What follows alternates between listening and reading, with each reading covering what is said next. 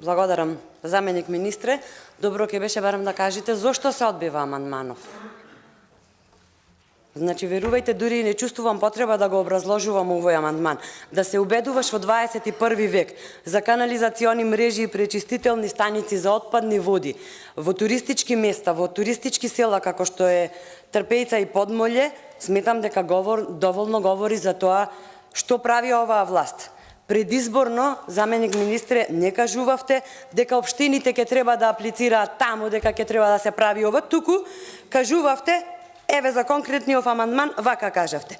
Изградба на канализациона мрежа и пречистителна станица за отпадни води во Трпејца. Министерството за животна средина и просторно планирање започна со реализација на проектот за изградба на фекална канализациона мрежа и станица за третман на отпадни води во село Трпејца. Основната функција на проектот е од една страна спроведување на адекватно прибирање на отпадните води од домакинствата и транспортирање на отпадните води до пречистителната станица, додека пак од друга страна заштита на Охридското езеро со флората и фауната која ја поседува. Согласно со местоположбата на селото Трпејца ќе се изгради посебна пречистителна станица и канализациона мрежа со цел да се надмине проблемот на третирање на отпадните води. Буџетот кој што сте го предвиделе тогаш бил 78.500.000 денари и ова ветување е дадено во програмата План за живот за Трпејца под наслов да изградиме канализациона мрежа, да набавиме водоводни пумпи. Краен рок 2020 година. 2023 година сме по петти пат мислам дека го поднесуваме амандманов, а вие го одбивате. Значи, како што кажав, амандманот предвидува изградба или доизградба на канализационен систем во населба Гоце Делчев Бараки, село Долно Лакочере, село Подмолје, село Трпејца и во сите населени места каде што има потреба од истата. Со проектов се предвидува да се изградат пречистителни станици со цел надминување на проблемот со третирање на отпадните води. Значи, туристички град како Охрид, да нема притисок на вода во денешно време е најдобар показател за тоа колку е прав патот што го оди власта, посебно во делот на туризмот.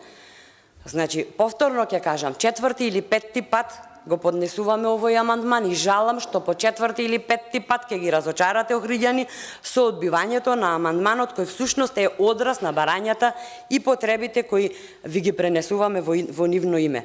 Жално е за туристичко место како што е Трпејца во 21 век да говориме за септички јами, а од друга страна да ми кажувате дека целиме кон развој на модерен, европски и не знам каков туризам. Со денешново отфрлање на овој амандман од ваков вид, вие јасно се одрекувате од предизборните ветувања дека ќе сторите се за да ги задржите младите во Охрид или да ги вратите младите во Охрид. Јас ве уверувам дека ситуацијата е алармантна, се презадолжуваме, се губат работни места, младите заминуваат. И да се запрашате зошто заминуваат луѓето. Луѓето одат во средени системи каде што нема празни ветувања. Единствено решение да почнеме да ги враќаме луѓето, посебно младите, е да создаваме поволен економски амбиент и да го развиваме туризмот, но тоа со вас е невозможно затоа што немате слух за потребите на граѓаните.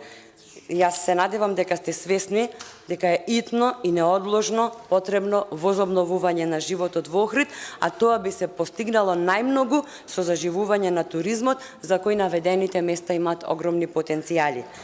Пак ќе кажам, во програмата Живот за сите во Охрид, меѓу другото ветивте и чиста вода за сите и конкретно за селото Трпејца. Првите две ветувања ви беа, цитирам, да изградиме канализациона мрежа и да набавиме нови водоводни пумпи. Но кога се на хартија, ветувањата се бесплатни. Заради ваквиот однос и игнорирањето на барањата од граѓаните, ни се иселуваат младите, тоне економијата, не можеме да говориме за локален економски развој, а камоли пак истиот да го наречеме одржлив. Сум кажала многу пати, ќе кажам и сега, ако се има волја, ќе се најде и начин. Навистина не сум стручна во областа, но имајќи ја предвид праксата, кој знае колку години ќе ви се потребни за да го изградите тој фамозен колектор и колку години ќе трпи туризмот во овие села. Може да се направи помала пречистителна станица, која ќе биде наменета само за овие села, која потоа би можела да се надоврзе на колекторот, затоа што време за чекање нема. Ако сте меѓу жителите, ќе ги чуете решенијата, Како што кажав, потребна е самостојна пречистителна станица, а скапо и неизводливо е тоа да се реши со колекторскиот систем, бидејќи истиот е премногу оддалечен. Амандманот, да ве потсетам, не се однесува само на гласачите од ВМРО ДПМН во Трпејца и Подмолје, туку на сите жители, и ве молам конечно да направиме нешто сите заедно. Можете да имате изговори и резултати. Никогаш двете заедно. Ви благодарам.